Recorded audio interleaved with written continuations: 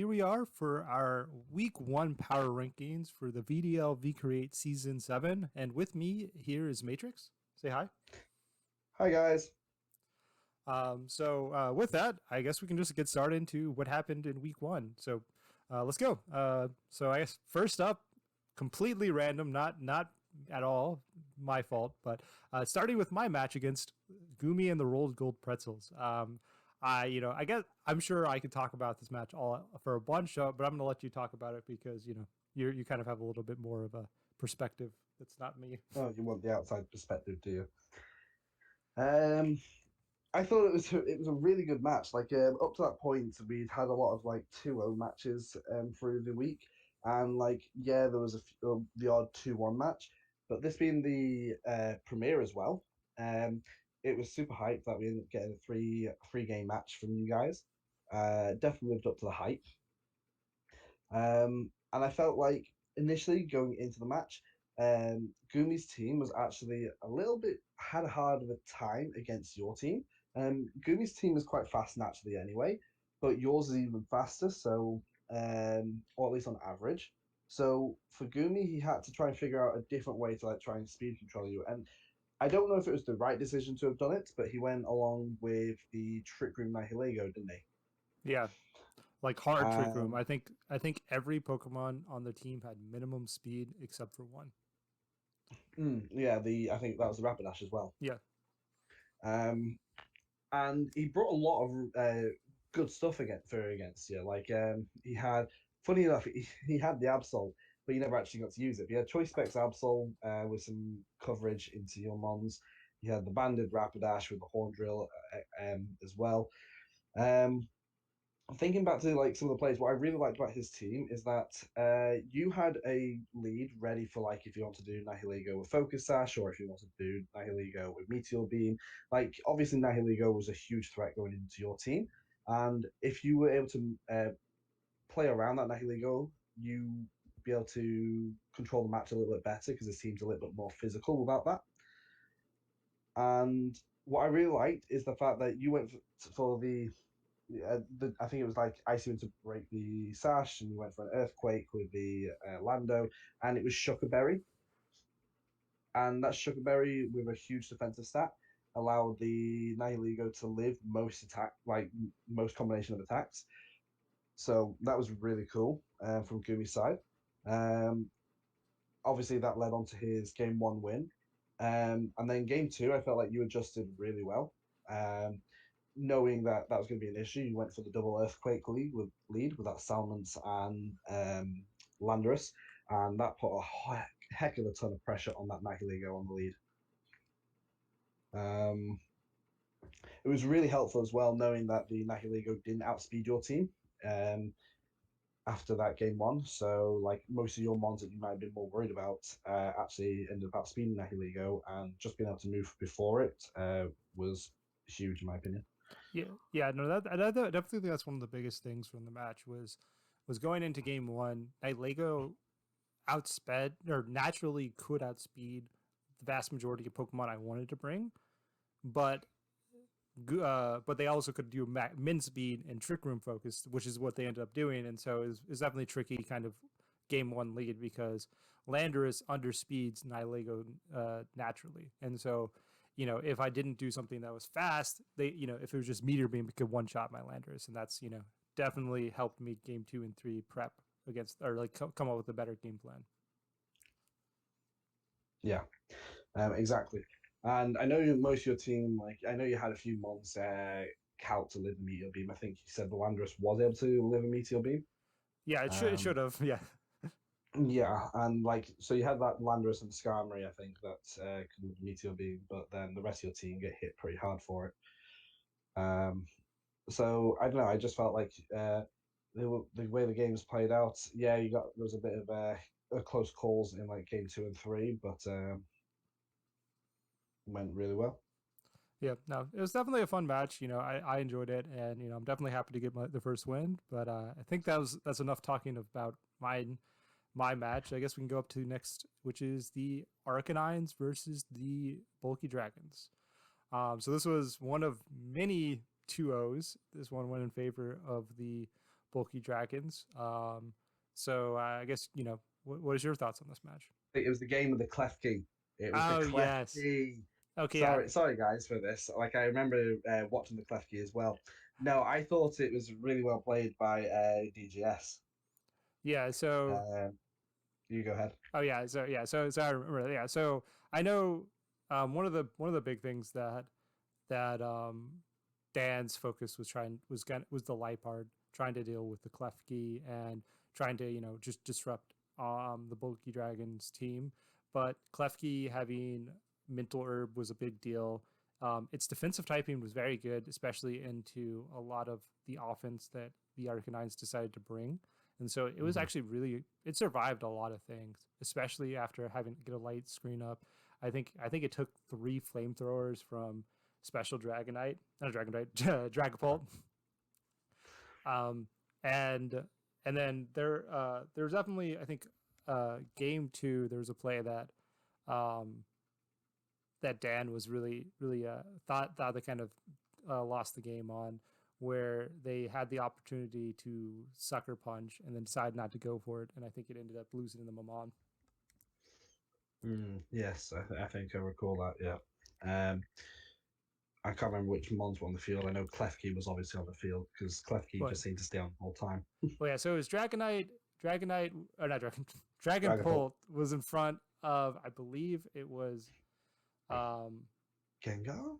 I think it was Gengar. I think that sounds right. And and they were pretty sure that Gengar was Choice Scarf, but they're like, Yes. but they decided they decided to play around it with the Protect, and instead of sucker punching, and then the Gengar got the kill on the Alcremie, I believe. Oh yeah, there was another situation I think where they Dan get Thunderwave was massive on their team. They had Yeah, they I definitely think they that got game too. triple full para at some point. Um and yeah, and it was definitely pretty bad. I think at some point they were trying to scarf lock their Alcremie into Decorate with only 2 Pokemon left on the Arcanine side, and then the full Hmm. pairs prevented them from clicking Decorate, which made the Dragonite not be able to do the extra damage that it needed to clean up game 2. But the Yeah, the Klefki got, I think, ended up being 5 kills in the set, which was only it did. 2 games. I mean, and was able to, I think, paralyze like 3-4 Pokemon. Yeah, it was definitely a game for the Klefki, I believe, in my opinion. I mean, yes, the opponent side had that Scarf Gengar and they had the Zapdos for the damage, but it was the Klefki getting a Dazzling Gleam chip. And it's not like the Dan had brought any Mons that were like resistant to Dazzling Gleam. And I know Klefki isn't technically a Mon you want to be thinking that, oh, I need a defensive Mon for the Klefki attacks. But having Dragapult, Wipeout, and Urshifu all weak to Fairy, um, and and they're not exactly the bulkiest of Mons either. So those dazzling gleams were just getting huge hits into Dan's team. And even after he eventually taunted it the second turn of game 1, um, it still led Klefki to the point where he knew he was going to get taunted, so just go for dazzling gleams, and Klefki just stayed on the board and just kept chipping and chipping and chipping. And that's how it ended up getting like 3 kills in game 1, and then obviously with some help of some thunder waves and some good full powers, game 2 was able to get another 2 kills as well. But yeah. It was definitely a very impressive showing from Klefki, and I think one of the reasons that me and you both really like Klefki as a Pokemon. Yes, I love Klefki as a Pokemon. I think it's got a great utility move pool, great utility, but also like it's not the most offensive, but the moves it does get, it's able to just consistently chip like for neutral damage on opposing teams. If you just pick the move that you want, Dazzling Gleam or Foul Play, even like a Flash Cannon if you really want to. I think it can just do a lot of work, to be honest. Yeah, I definitely agree. But I guess with that, we can head up to the next match, which was the other live premiere of the week, which was the Miss Magical Marauders and the Baltimore Pan Orioles. This was definitely not the was a pretty convincing win. I think game one, and then game two, or no, game two, and then game one was pretty close. Was a lot closer. I think the big one is that the Marauders just didn't have a great answer into Hitmonlee. Surprisingly, that's the Pokemon that just put in the most work. I think I think they ended up bringing only one resist or one immunity / resist to close combat. The fake out was really annoying. Its unburdened proc, making it at +2 speed, prevented the hell mode from the Marauders from outspeeding it, which caused a lot of issues because its close combats did super effective damage into its main offensive hell Pokemon and Arctofish. And then in addition to that, just some really good reads. I think there was a couple of turns where they like protected into a double attack. And yeah, like it was just kind of definitely felt like very well at positioning. I think there was at one point there was like a play where the Haunter on the Miss Mags could have might have been able to get a KO, but flinched. But for the most part, I think the Pangorioles definitely showed why they're highly ranked in the week 0 power rankings, because their team looked very hard to deal with. Yeah, I felt like the Pangorioles was just the like a extremely strong team on the day. Like they were playing a lot. Not to say, uh, yeah, better. They were the better team. They were playing. They were making the reads that were needed. They were setting up for freely. Like that substitute Nidoking was a great bring. Especially because the Marauders were wanting to get that stack attacker in all the time. But as long as that Nidoking was going to be able to take one hit, then they knew that they were going to the stack attacker was going to die. The one thing I will say that kind of it frustrated me a little bit was the fact that the Marauders were Trick Room centric, yet they ended up saying Trick Room, and both their Mons were faster Mons than what the Pangorials Mons were on the field. They kept on having Trick Room set up, but were always moving last inside of it. Yeah, I definitely think they needed kind of a way to get clean switch ins where, that's I think what the Pangoria Orioles were kind of doing. They were, protecting, setting up moves, just more fake out or like substitute type stuff to just kind of to make it them not be able to get a clean switch in. So yeah, I felt like that was the biggest takeaway I got from game one. I remember listening to this game whilst I was walking around the shops, so I was only following along through commentary for most of it.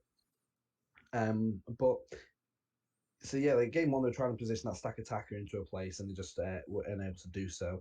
And then come game two, they decided to abandon the stack attacker and went for the hail mode.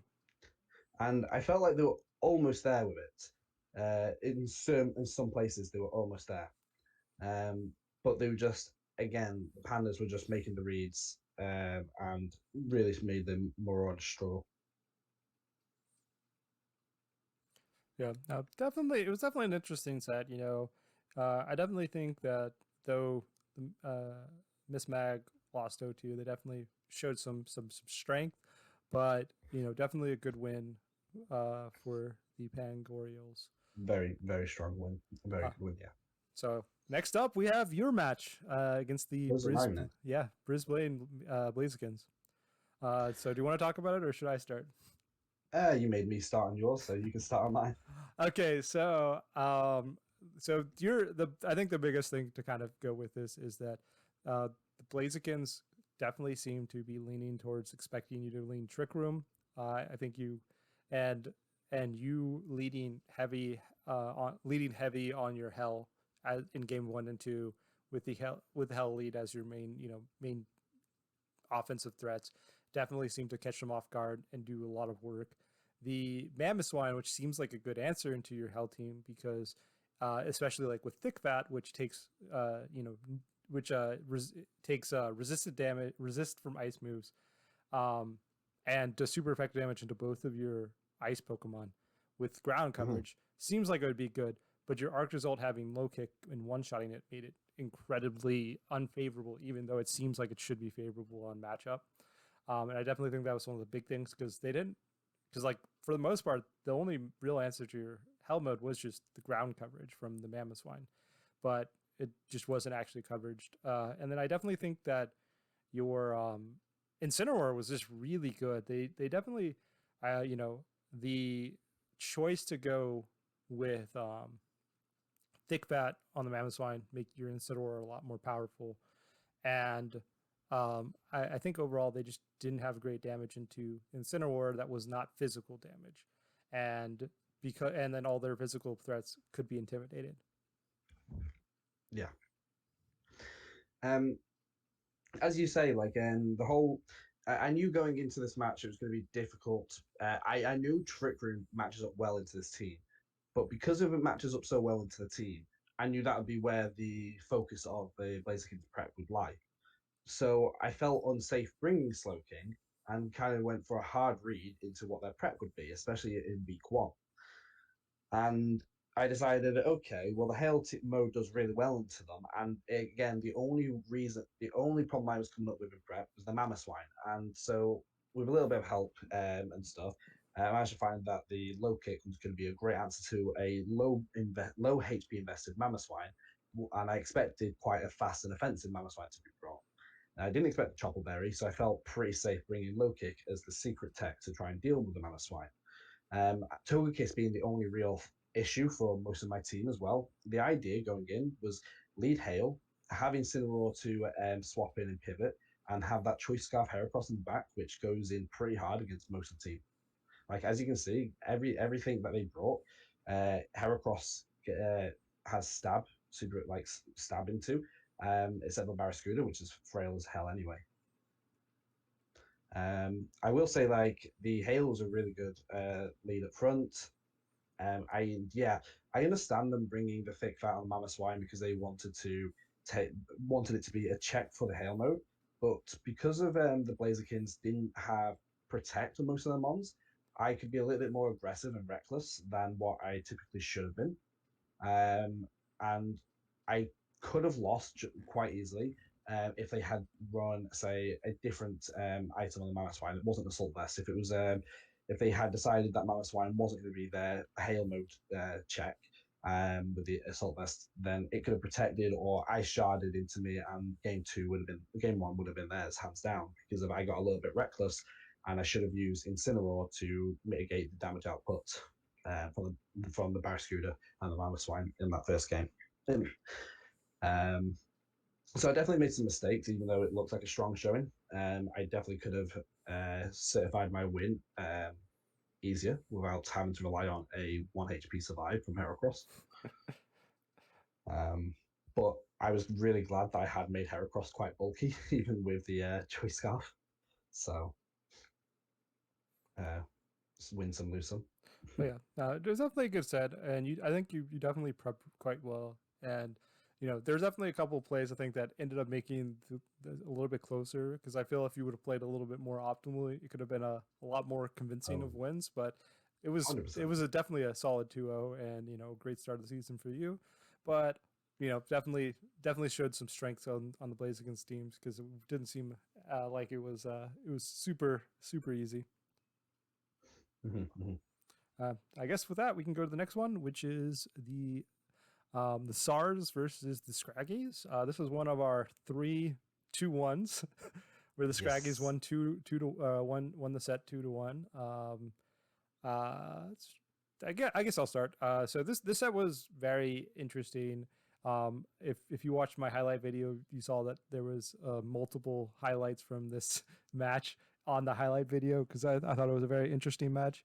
The skill swap on to give Prankster to the Hippowdon was very powerful. Game one, getting priority slack offs, priority priority slack offs, priority curses on the Mammoth Swine made it really hard to deal with. Basically, you just needed to double up and kill it before it could attack, and then it had the berry that made its special defense even better. And so it became very hard for them to deal with. And I think they kind of just used that advantage and the fact that the Scraggies kind of had to double up onto it each turn to be able to get a pretty good game one win. Game Hmm. two in game three, I think basically Scraggy's realized that Vaporeon is just really good. Vaporeon put a lot of pressure with Yawns and Scalds, and the Cobalion. I think if you watch my highlight video, game two had got Endeavor down to 1 HP and then proceeded to survive the next 7 turns and attack all 7 of those turns. Was that game two? Was it? I can't That was remember. game two. And so the scrap like I think yeah, so the Hippowdon looked very good, but the Dracovish was the Scraggies did very well at making the Dracovish underwhelming. They had water absorb switch ins with the Vaporeon. They had baby doll eyes with the Vaporeon, and like priority moves like that to go before it, and so it definitely looked very. They were definitely able to mitigate that as which is one of their main offensive threats, and I think that's kind of where the Scraggies kind of were able to position and get it by just kind of making their main offensive threat not great, and then just being able to, you know, outbulk and then finish them off. Yeah. Um, no, you covered all the major points.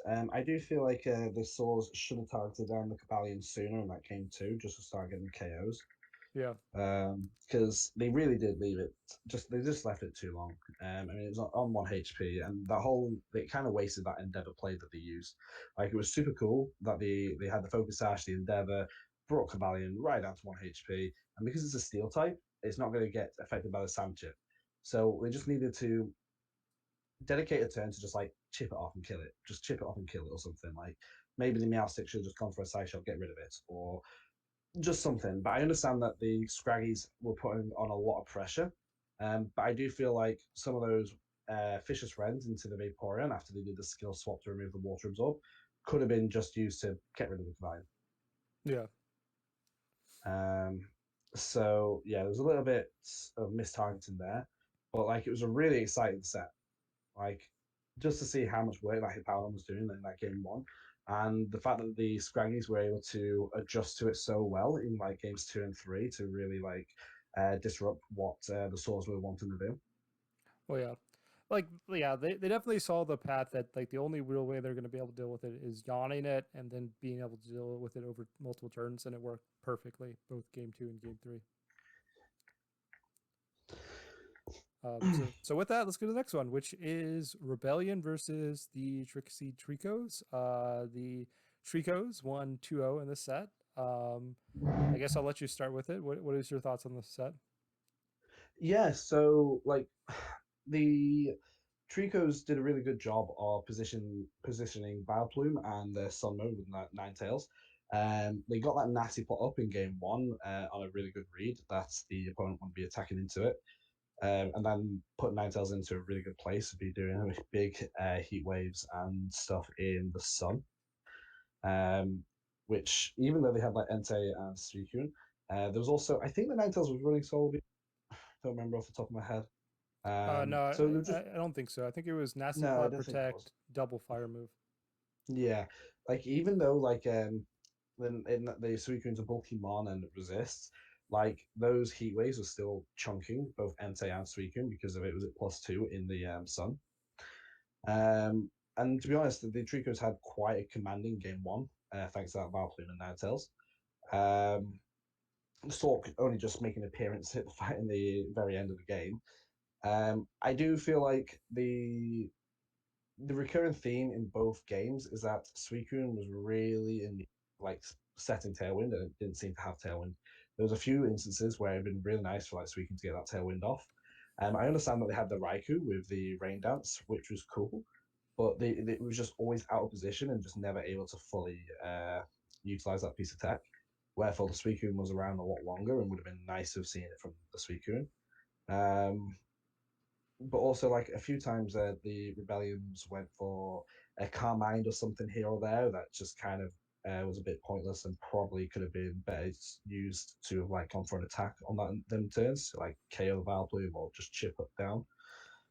So I feel look, even though like it was a close game, even though it was like 3-0 in both games, but at the same time it felt like it was very strongly favored on the Trixie Trico side. At least that was what my impression was. I don't know. I definitely think Rebellion had a lot of good techs, and I had some good like. I think they brought good Pokemon. I think my my my play or my interpretation is that the Tricos made a lot of really good plays that kind of punished them. Like every time that Rebellion set up the rain, the Ninetales was switched out so that it could be switched out the next turn, and so basically the rain was never be able to never was utilized. Um, Mm. the there was a couple of good reads and good plays that kind of led it, and then I think you kind of mentioned it. I think there was a position at one point where Rebellion had a clean kill on Ninetales in front of it and decided to Calm Mind instead, which then led to its death, which got which could have been a very good way to kind of get in and maybe win game two. Yeah, yeah, exactly. All right, I guess with that we can go to the next game, but there was no video on this one, but it's the Georgia Gurchins There was a versus video. the Poggy and Portgons. No, they're okay, kind of. It wasn't a real video. There wasn't a real video on this one. So I don't know. Did they do a team report? All I know is that I heard something to the extent of Moonblast on Gorygeist. the Gorgeist, which was a big thing that led to that surprised the Porygons and led to them winning I think game one, or the Gurchins from winning game one, and I think there was some sort of notable flinch on rock slides in game two that led to their win. I'm not sure exactly what happened. Maybe if you look at the team report, you can see, but we're just gonna most of it would just be conjecture. All we can say is that the Gurchins had one of the higher ranked teams in week 0 PR, and they ended up getting a 2-0 win, which isn't too surprising. But so did any news on the anything you know about the match? I'm literally trying to look for it, but they haven't seemed to have like put a team report up either. Yeah. So So nothing we know about it. So that's about all I heard, is just random whispers here or there about it. So we'll kind of just leave it at that. But good win for the Gurchins. And hopefully we can get videos from the Gurchins in future weeks, because they always have some cool like editing in the videos. hmm yeah, as you say, there's not much more to say than said. I think there was a really I think the Tar got a really side flinch in game two, which allowed the Gurchins to take the win. But not much more than that. We don't really know. Yeah. Well, with that, next up we have the Beantown Binacles and the Tyranitartar Sauces. The Tyranitartar Sauces 1-2-0. So do you want to talk about this one, or should I? I remember watching the video. It was the Tyrannosaurus sources. It was Sakura's video that I watched. I don't remember if Theo uploaded or not. I don't recall Theo's uploading one. I only recall Saki's. Yeah, I'm just trying to think. He led the Torracat and Venusaur in one. So I know one of the big things is Torcrap Venusaur. I think Venusaur looked very impressive, and for because you normally don't see Venusaur much outside of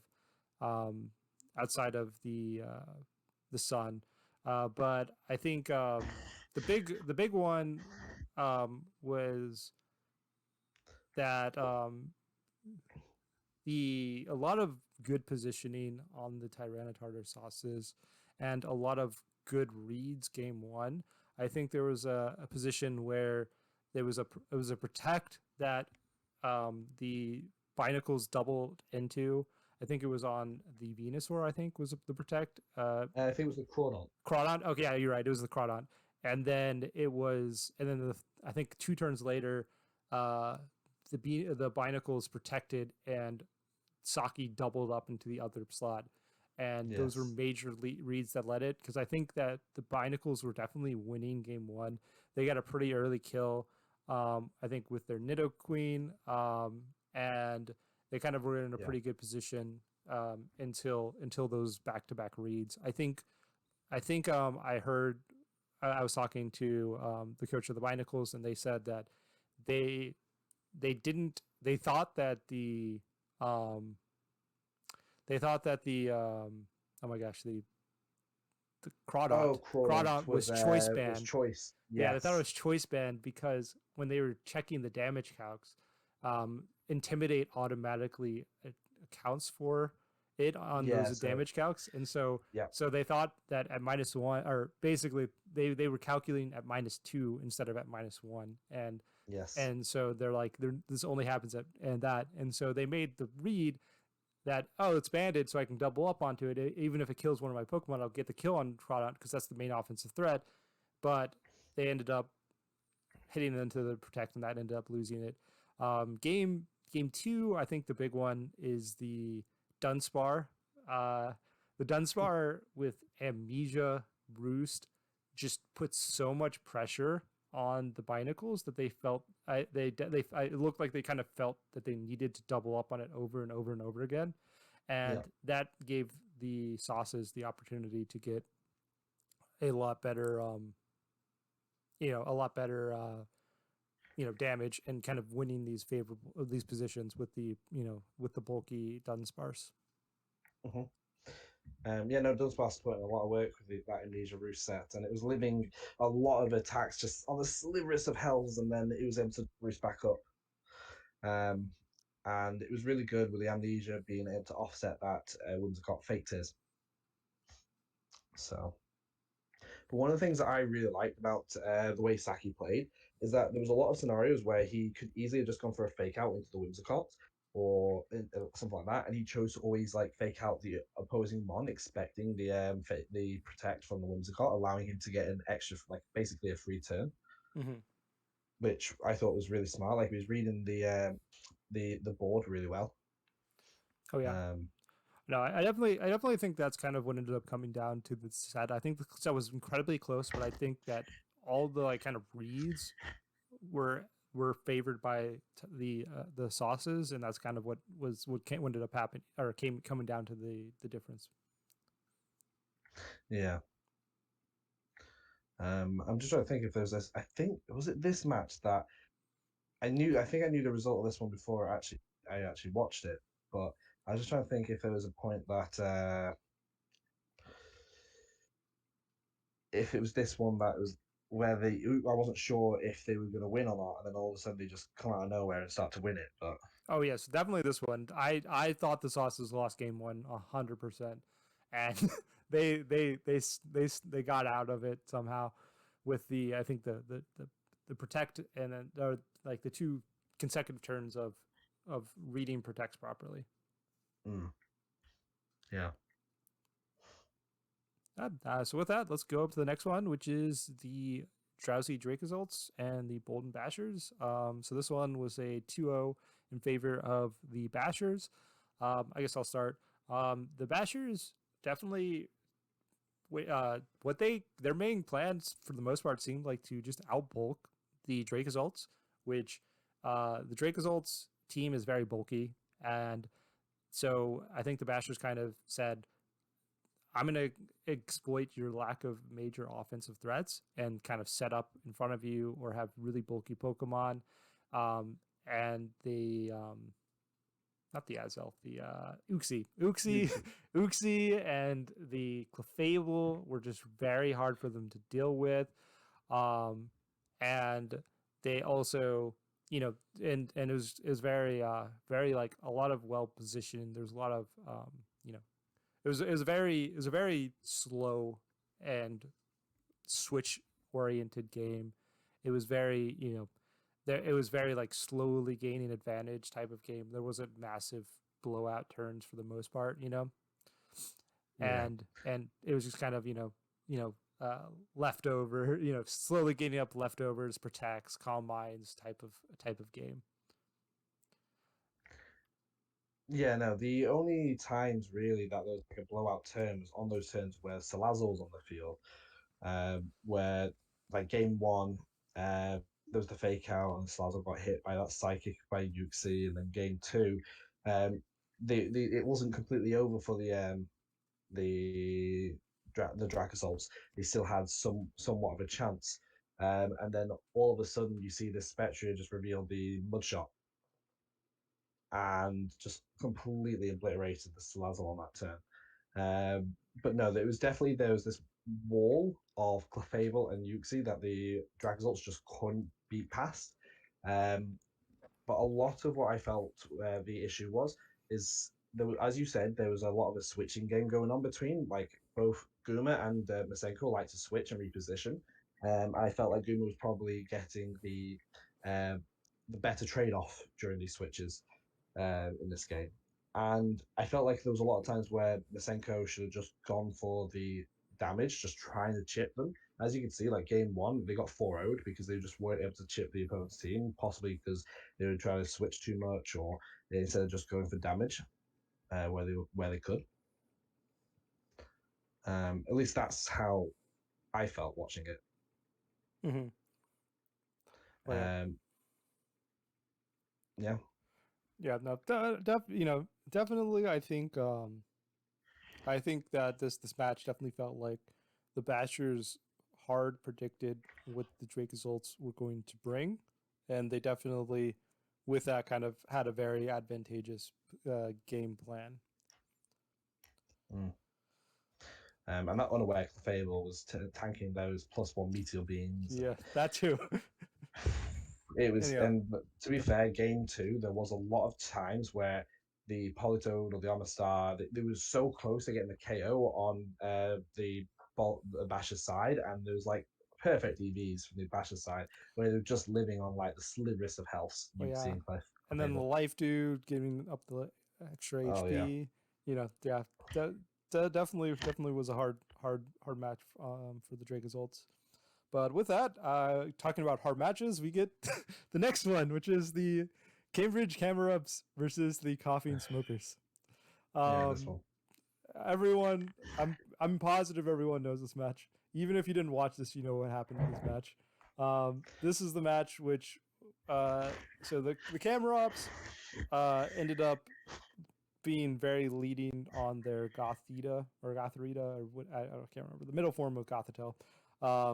And trapping in the the coffee and smokers, and the smokers decided to lead sinking both games, and sinking pretty much exclusively clicked horn drill the entirety of its time on the field, and was able to successfully click it 5 times, and 3 of those 5 times it connected and one shot killed a Pokemon on the camera side.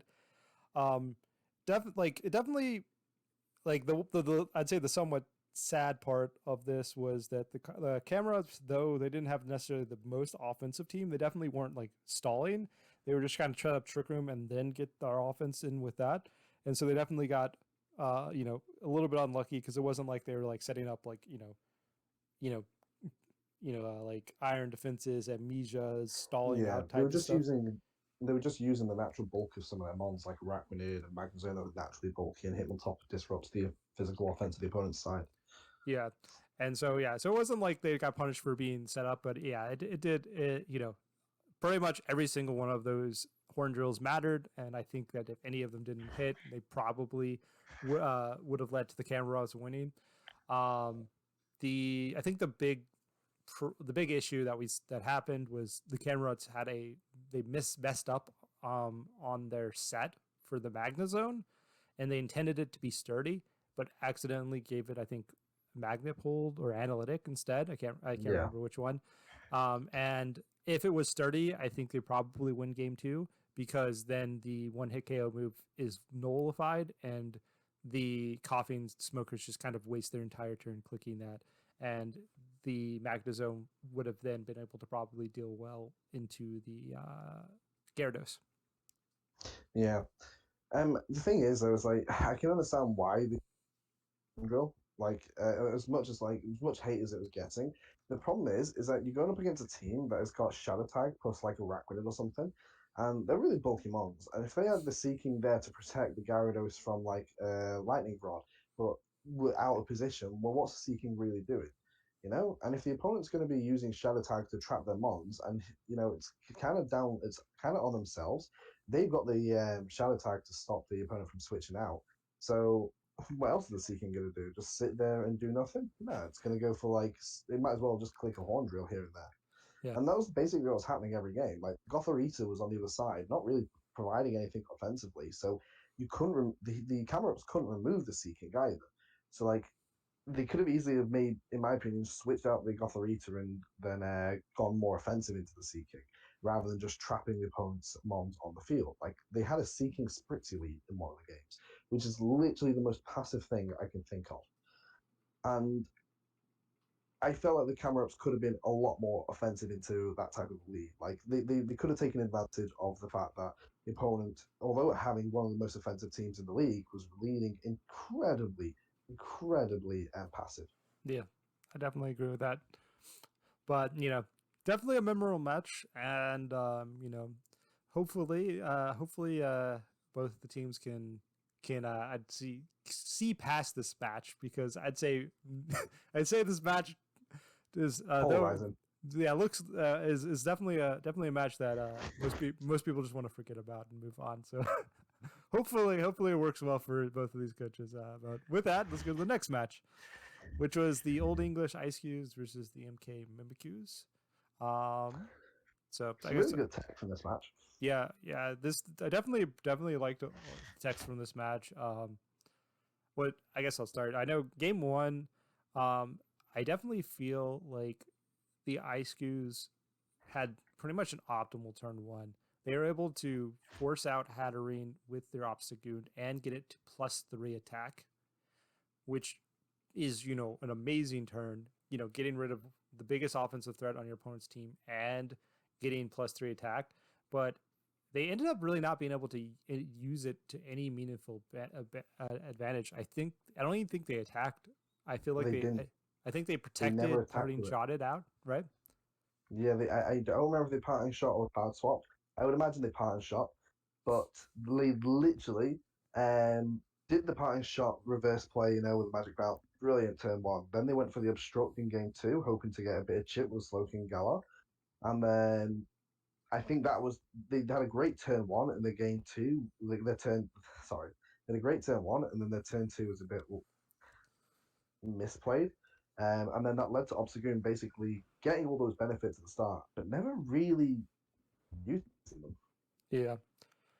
And then I think basically what the game ended up coming down to was the tech on the Mimikyu side, where they baton passed a +1 special defense from a Psychic Seed onto their Mudstell, and then the Mudstell just became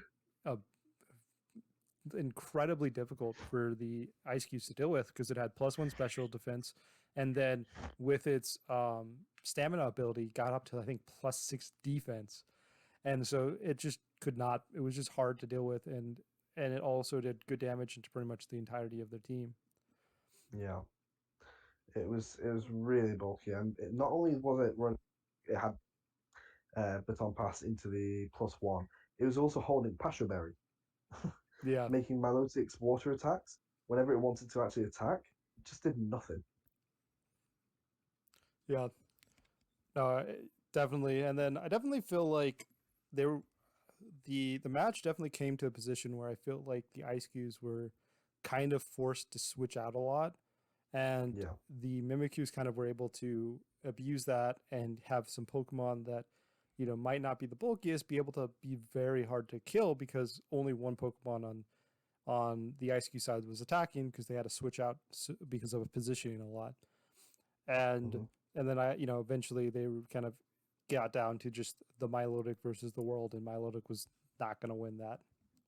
yeah. It was really hard for. I mean, as in the bear tick was even running. The Slowking Gala isn't like the weakest one. It's got like base 100, which is pretty decent. And it's expanding forces, boosted by terrain, boosted by its typing, and it wasn't even getting either Beartic or Mudsail to half health. Quite a way off as well. So like the offensive pressure from Slowking Gallo just wasn't really there.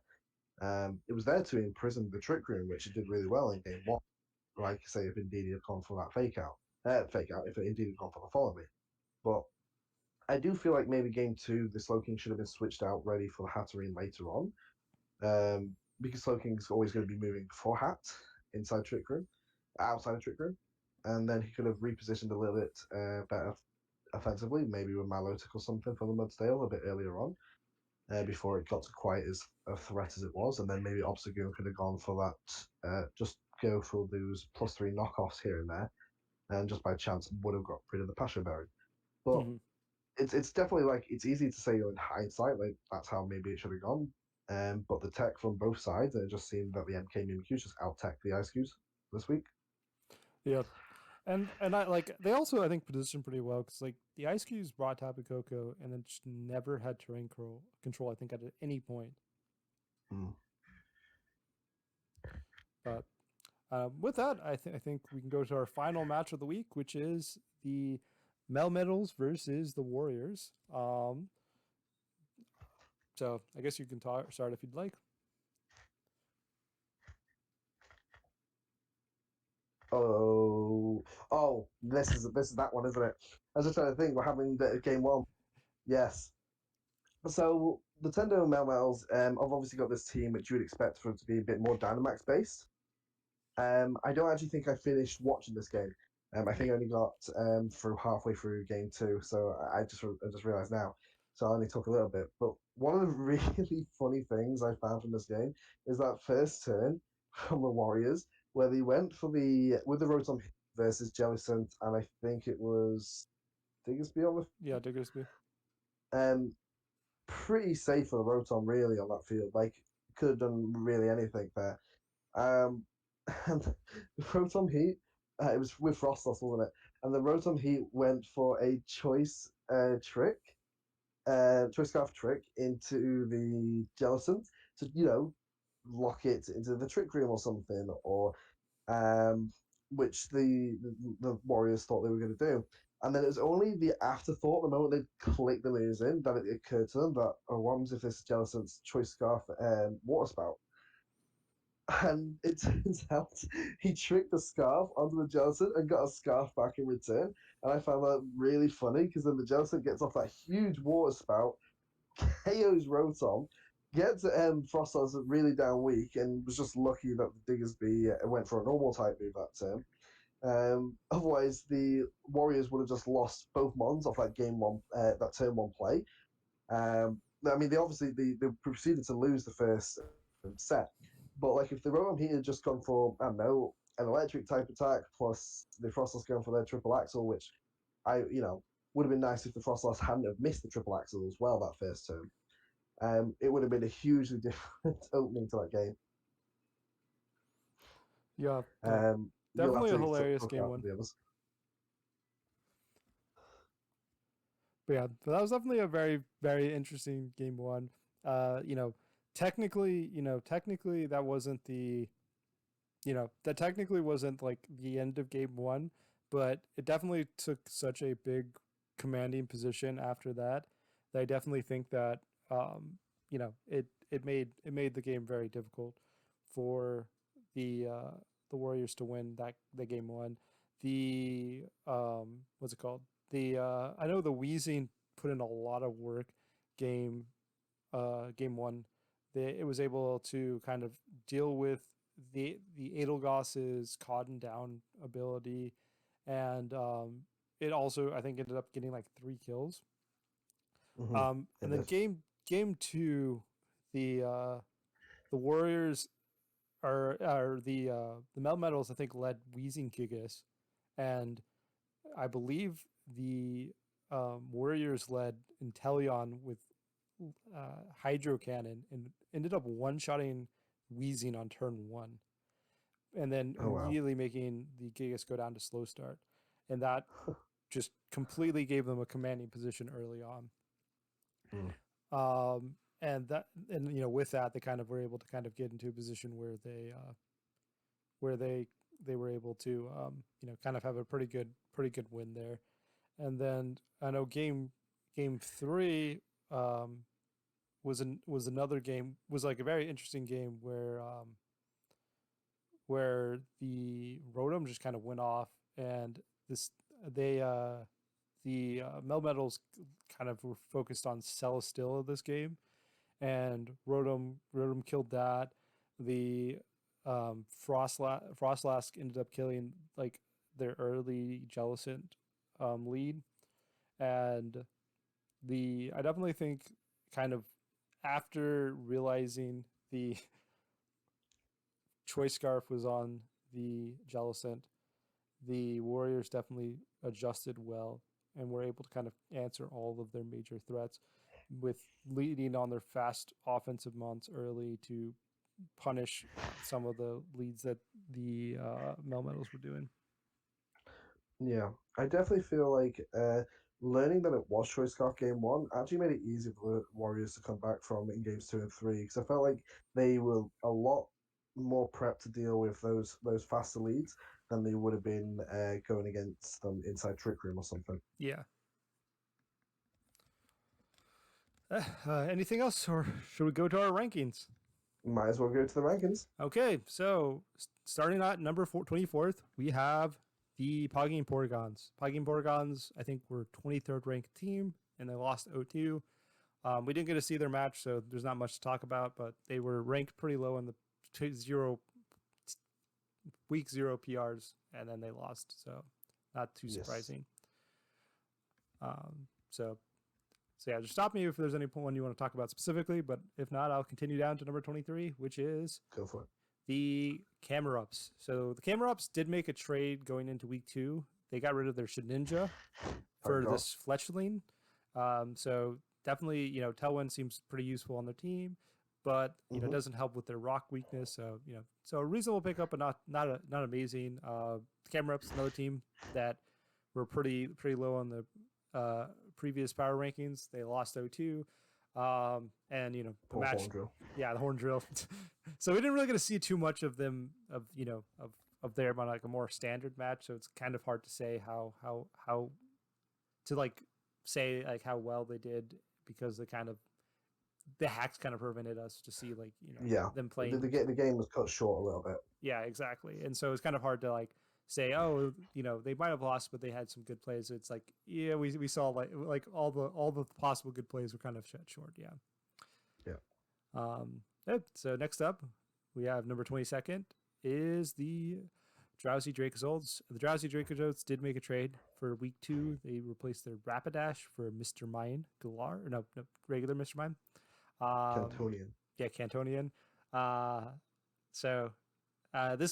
think the big one is I think Goomer and the Bolden Bashers, I think, kind of dismantled them pretty well. Game 1, it seemed like a very, very impressive win on the Basher side. I think that's one of the reasons why they're a little bit lower. I definitely think that their team has some good strengths, but I think some people aren't a huge fan of their team, and that's another reason why they're pretty low. Yeah, it just needs to shore up some of the defensive capabilities of this team, considering it is so centric around defense. Yeah, it's kind of like last season with the Dracozoids team, where their team was pretty good. We saw at the end that the team did make them to playoffs, but because the team is kind of a little bit not standard, they kind of need to prove to us that it's good, rather because if not, we're gonna kind of assume that it's not. Yeah. So next up, we have rank number 21, which is Rebellion, and Rebellion did make a trade as well. They replaced their Garbodor with a Kadabra. Yeah. I'm not a big fan of Kadabra, personally, but it's another inner focus mon for their team. They are full of inner focus. Yeah, we got the 4 inner focus mons and a ghost Pokemon, so Fake Out doesn't look great into their team. But yeah, so like very similar to the other ones. They had I think they had a little bit more impressive showing than the previous teams, which is why I think they're a little higher ranked. I think this is about where they were ranked in the week 0 power rankings, but but they did lose to one of the better teams, so it's not like it was a bad loss. But they made a couple of I'd say like misplays or plays that ended up punishing them, and so we definitely want to see a little bit more out of their triple dog team. Yeah. I agree with that. So next up we have number 20, which is the Tendo Melmetals. So they the non-Dynamax, what is it? The Dynamax non-Max team, you know? Yeah. But yeah, so this team, this team, uh, they had a very close loss. So I definitely think that's why they're a little higher than some of the other teams. They ended up going 0-1 -1. But I definitely, I know for me, I ranked them a little lower because I'm not a huge fan of their team in the general sense. I hope that they prove me wrong, but I definitely think like as we saw like game two, them losing Wheezy made their Gigas look bad, and things like that where they have a little bit of certain mons on their team or seem very dependent on other mons on their team, which is I think can be an issue. Yeah. And for my opinion of it, like I felt like if Rex had respected that Jellicent a little bit more in that game one, then like they would likely have won game one. It would have been just a 2-0. Mm-hmm. Because it came so close to Rex winning that first game as well. Anyway, even despite that huge blunder, well, you can't really call it a blunder, but blindsided, Yeah, I suppose. yeah, misread. We'll say that. Yeah. Well, yeah, Uh, like I understand. When I see Jellicent, my first thought is Trick Room, not Choice Scarf Water Spout. I am always panicking about the teams that run Jellicent. Well, not everyone does, but certain players will, and it always scares me when they do that. So with that, let's go up to number 19, which is the Miss Magical Marauders. You know, they they lost 0-2. Definitely one of the reasons why they're a little bit lower. They had a couple of nice plays, but they definitely feel like they were definitely in a.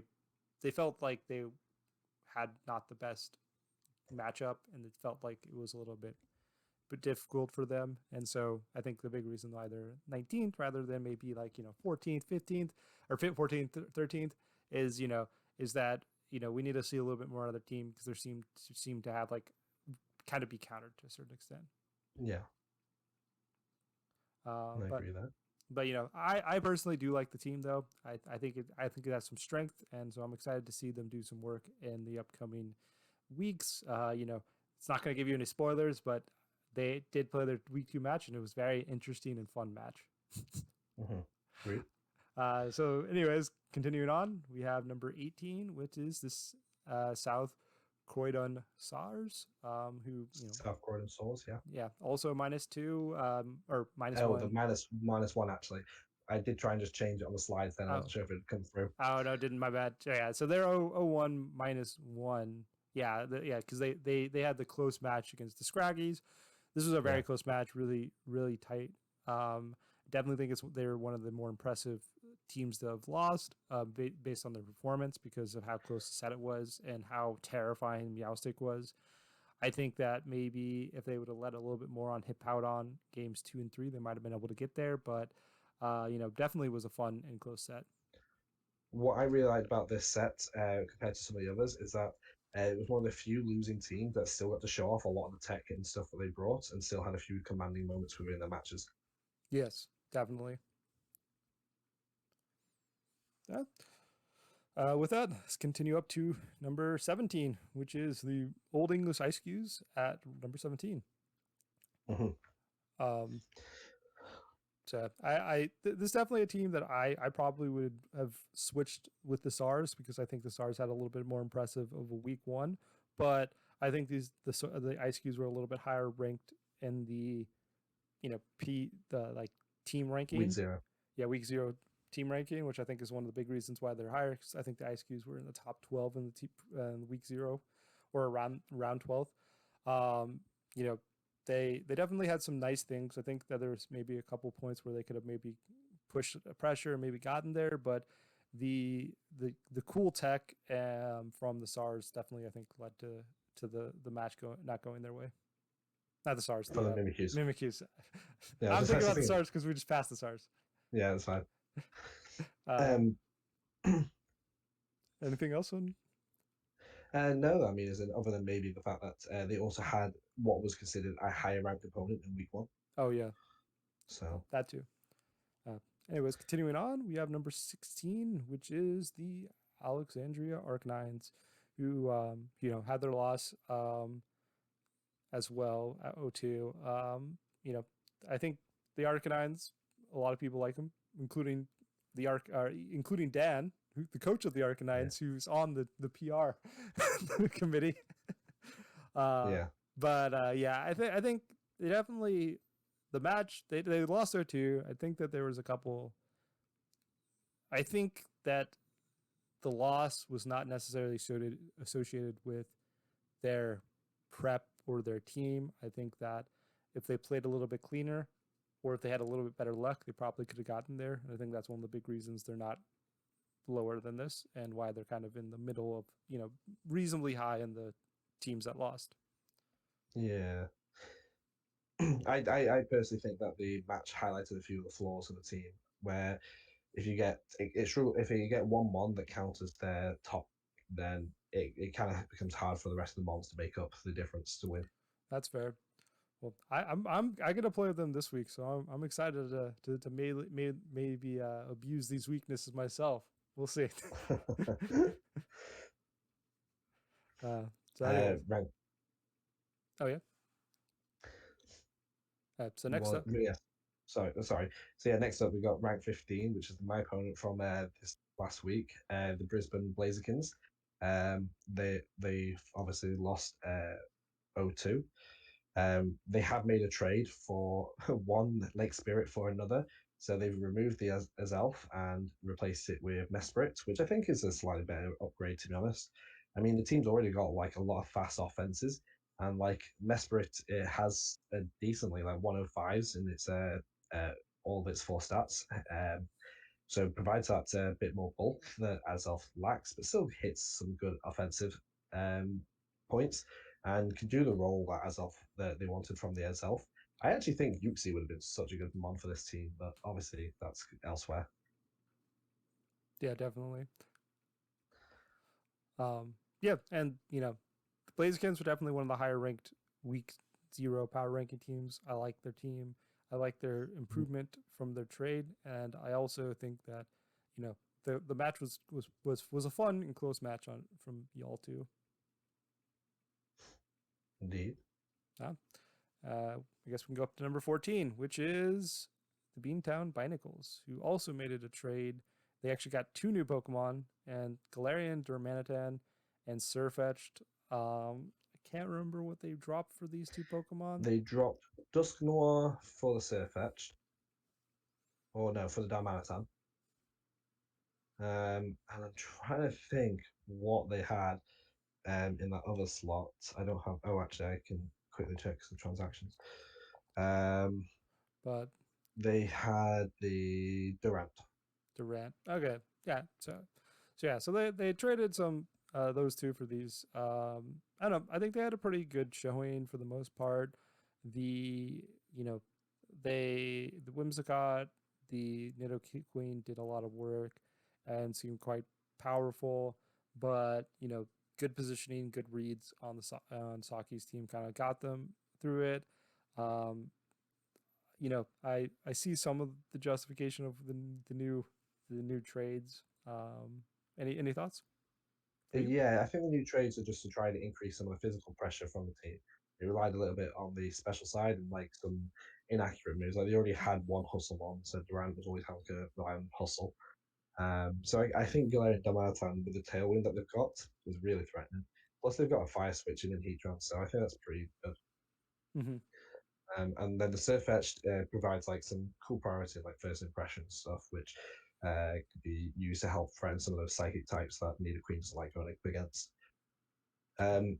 The team is actually -1, not -2 again. Another one. So sad, missed it up.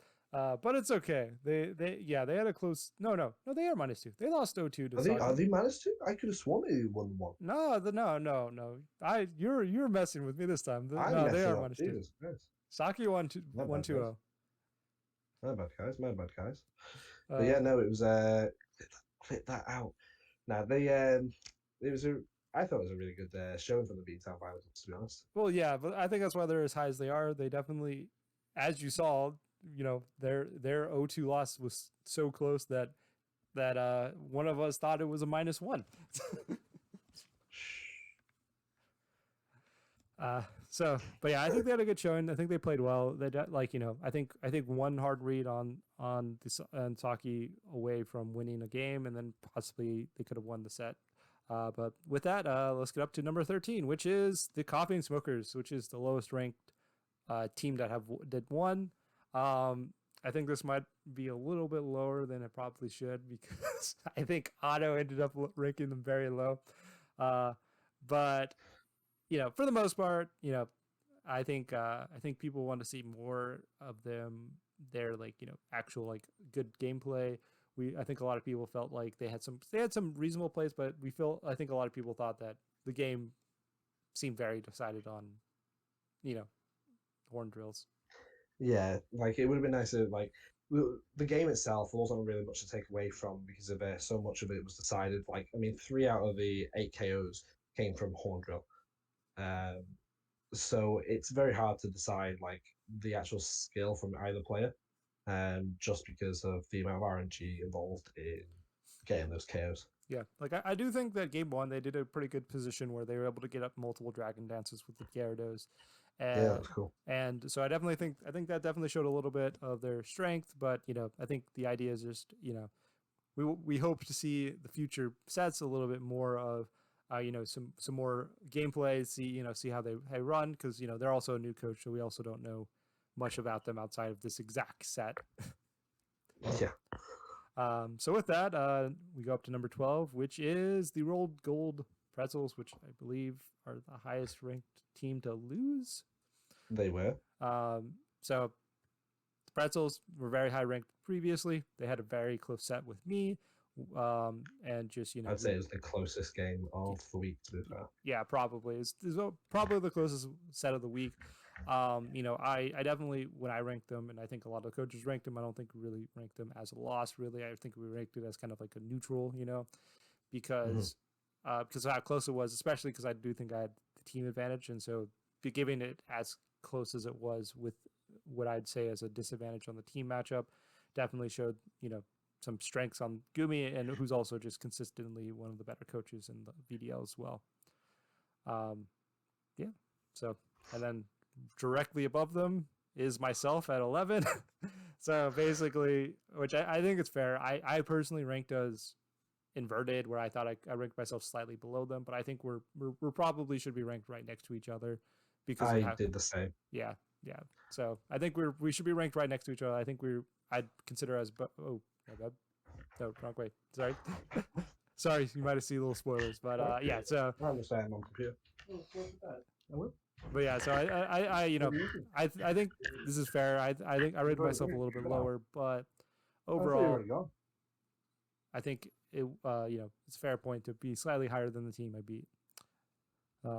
So I guess with that we can go up to number 10, which you might have seen a little, which is the Somerville Scraggies, who made 2 trades in this going into week 2. They replaced their Vaporeon, which did a lot of work in their match this week and they got Primarina and Buffalant, and then they replaced their Grimmsnarl as well. So they replaced Grimmsnarl and Vaporeon for Primarina and Buffalant. I think they took a little bit of our week 0 power rankings advice to them, which is we felt like Liepard and Grimmsnarl were kind of overlapping a little bit. And so they basically kind of upgraded their Vaporeon for Primarina. And they managed to pick up the Buffalant along the way, which covers the Primarina well with Sapsipper switching. Exactly. And I think Buffalant's also just a very powerful Pokemon in the general sense. Yeah, and Primarina was almost certainly the best undrafted tier 1 available. Yeah, they played well. I'm scared. Yeah, they played well in their match too. But with these changes on their team, it's kind of hard to predict how good their team's going to be because we didn't really get to see them with this team composition. So they had multiple changes, but they had a nice win and top 10. So with that, I personally think that the additions that have been made really changes the team composition, as they have basically replaced one of the flagstones of the team, which is a tier 1, isn't it? So they now got from a supportive Prankstermon to a offensive special attacker. So definitely changes the team comp up a lot. Oh yeah, definitely agree. And so, definitely interested to see how it goes. But I like the change personally, and I'm excited to see their upcoming match. I'm not. Hey, it's gonna be great either way. uh, Anyway, moving on. Number 9, we have the Warriors. We talked about their match. It was a very close one. We definitely think that if they decided to do a different move than the trick on turn 1 of game 1, they might have been able to get a 2-0. Um, I personally am a big fan of their team overall. Any thoughts on their ranking? I know I thought they definitely proved the team this week. I thought they adjusted well after that first game. As you say, like game one, they almost won despite the slight misprediction get turn one, and then they were able to pretty commandingly take the following two games. Mm-hmm. Well, yeah, definitely showed some of their strengths in as a coach, and I definitely think shows a little bit of ability in their team as well. But with that, we can go to number 8, which is the Tartar Sauces, who won 2-0. Yeah, like I think a lot of coaches like their team, and they played pretty well, and they had a 2-0 win. I think the reason why they're not as high is because as we kind of mentioned, their 2-0, even though they got a 2-0 win, it definitely felt like it was very dependent on making hard reads at least one of those games, and so it wasn't Yeah, I as agree with that. yeah, definitely wasn't as convincing as a win as some of the higher ranked teams. Then also they weren't as high ranked as some of the other teams above them as well. Mm-hmm. Ah, with that, we can go to number 7. So, what are your thoughts on the Bashers being here? The brothers, the brother. No, the Bashers. They have a very unique team. It's very unorthodox, as I would call it. Outside the Fable and Spectre, the rest of the team is a little bit random pieces. But I felt like they had a really strong showing there this first week. They showed just how effective they are at their prepping. Like we know the Bolton Bashers are good at their prep and identifying like how they need to win and being able to like outbulk the quote unquote bulky team of the league. Um, they did really well.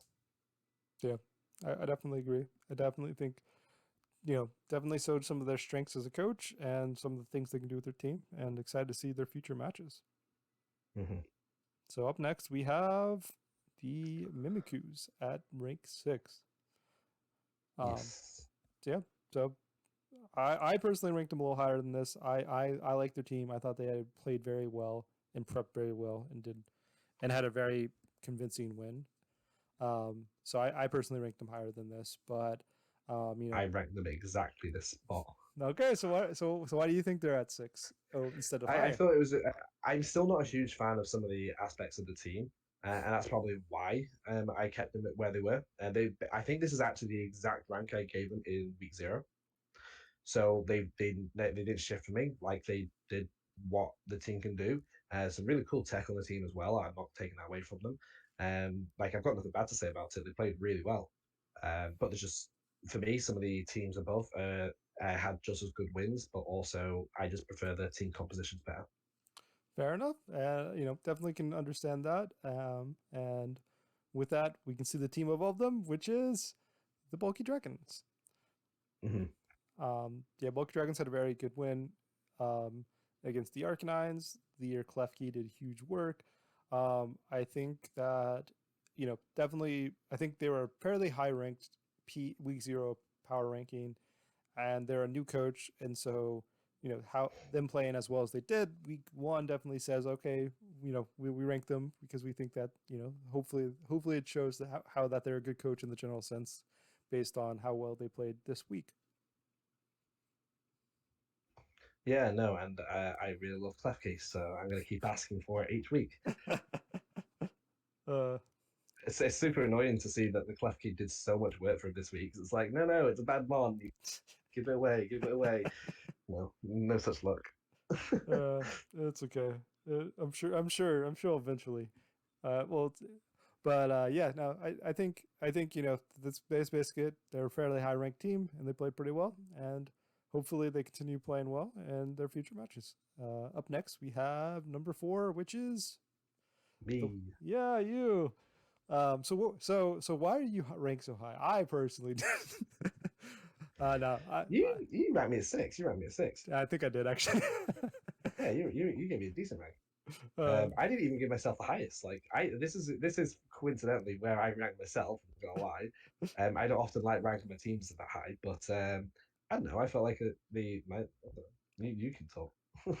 but yeah, again, I think most people consider the Blazekins one of the better teams going into the week one. You know, after week 0, you had a Yeah, fairly convincing win on them. I think some of the questions that people might have had is like, oh, you don't really have the highest base speed because you're dependent really on weather, and you played it really well and showed kind of how well you can kind of navigate these team despite some things like that. And just you know you positioned very well, and your team looked terrifying after that game. speed is a social construct.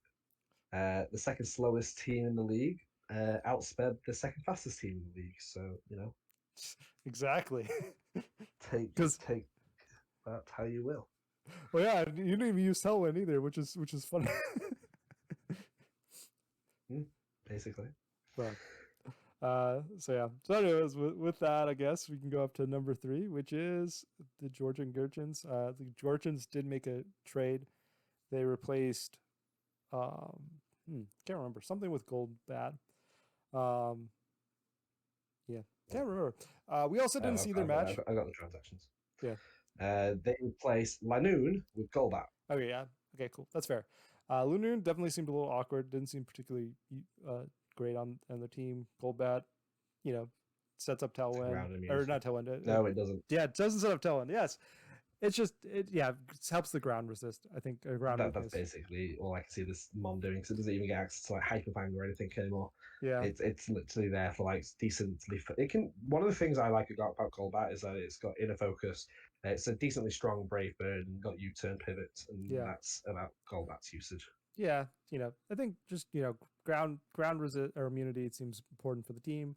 We didn't get to see their game. I think that's one of the reasons they didn't really move that much in the power rankings. They won 2-0, but because we didn't really get to see it, we don't know how well they played. So they actually tied with the ranked 2 team, and the ranked 2 team was able to beat them in tiebreakers, in which our tiebreaker was the median ranking of all Mm-hmm. of them. Um, and but yeah, they might have been all the way at 1 if we saw their match, but we didn't see their match, so they're at 3 instead of at 2 or 1, which 2 is. Oh, I went the wrong way. The Trixie Tricos. Yes. So yeah, so Tricos. And honestly, they would have been higher if the Tricos themselves didn't. They wouldn't be higher, but they would have been not tied for second if their own coach didn't vote himself so low. Yeah, I think Auto ranked themselves 12th. 12. Yeah, bottom of the winners. But so Second one. yeah, so Tricos, I think, were ranked 2nd or 3rd overall in week 0 power rankings. They had a very impressive win against Rebellion in week 1. And they showed some of the strengths of their team and the strengths of them as a coach, which we all kind of already know them as a good coach, but they definitely played very well. You know the they might have even been 1. I don't know exactly everyone's ranking on the top of my head, if they didn't rank themselves so low, but they definitely are one of the higher ranked teams because of their team composition and their skill as a coach. I think it was pretty unanimous for the top team. There was only 2 people who didn't rank the top team as top. Oh, So, but well, no, this team, I think this team is really good. Even though Otto isn't a big fan of it himself, that he's piloted it, I think it's got a lot of really good pieces, and he played the team really well. So, yeah, I agree. I definitely think that I like this team. I think this was my favorite team in week 1 or week 0 power rankings. So I personally am very, very big fan of this team. mhm. And from what we saw, it definitely seems very impressive on how they played, and that's why they're as high as they are. But they're not number 1, because number 1 is the Pangorials, which Yes, had a very impressive week 1 win as the live premiere. They were the week 0 power ranking #1 team, and not much reason to move them down after that performance. Correct. And I just felt like the way that they handled their opponent was really well. Mm-hmm. Definitely showed the strengths of them as a coach, and and also the fact that everyone thinks their team is quite impressive, definitely helps with that. Yeah. So with that, here is all the rankings, and hopefully y'all enjoyed. Any final thoughts on any of these rankings or any of the stuff before we head out? Yeah, so something I've noticed is that I think this is the first season where five of the top five teams we had in week 0 actually went on to win their week 1. That is pretty fun. That is true. It doesn't happen too much. And usually after like week 0 to week 1, there's a big shift in what the rankings are. But like especially toward the top end, the rankings seem to stay pretty level, pretty consistent. So Yeah. I know the biggest jump was my team, which went from 24th to 11th. yeah, that's true. The Helicipods were equally as big of a jump though. I don't I think they were just like 1 or 2 below you. Like they're no like 3 no ahead of you. no. I'm pretty sure they were like 17th or 16th. Oh, okay. I'm pretty sure they. I misremembering. don't think they were in the bottom row. I can't. I'm not 100% sure, but I don't think they. Because I know the bottom 3 teams were me, the Porygons, the Camera Ups. Those were the bottom 3 in week 0. Mm-hmm. But yeah. So anyways, that's not the most important thing. But here's y'all's rank. Obviously most of these are very much dependent on whether or not you won or lost. So it's not, don't feel too bad if you're ranked low. It's most likely because you lost your week 1, and and Quadra. so yeah, keep put the work in. Hopefully you can get a week another win or win in week 2 or week 3, and you'll move up. Yeah. Yeah, and this is just all opinions at the end of the day. Like it's just a good way to start discussions. Yeah, exactly. So, anyways, with that, I think that's good, and I think that's the end of our power ranking. So, hopefully, y'all enjoyed, and thank you for watching. Cheers, guys.